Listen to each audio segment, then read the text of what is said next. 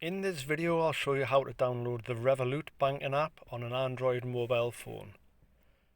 So make sure you've got internet or your Wi-Fi data is enabled and click on the Play Store. Once inside the Play Store, click on the search icon at the bottom. Then in the search bar at the top, press inside there so your keyboard appears, and then type in Revolut. Once on the screen, click on it. Here you can read different information about it, how many downloads, customer reviews, etc. Feel free to look through that if you wish. Otherwise, when you're ready to install, click on the blue button. The Revolut app will now start downloading to your phone. This may take several minutes, depending on the internet speed.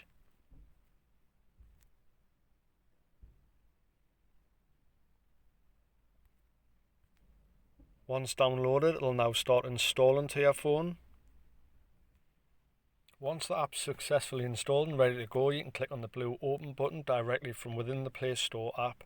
Or if you come out of the Play Store, scroll through your app screens, you'll see that the Revolut app has been downloaded and is the last one on your list. And you can simply go ahead and press there.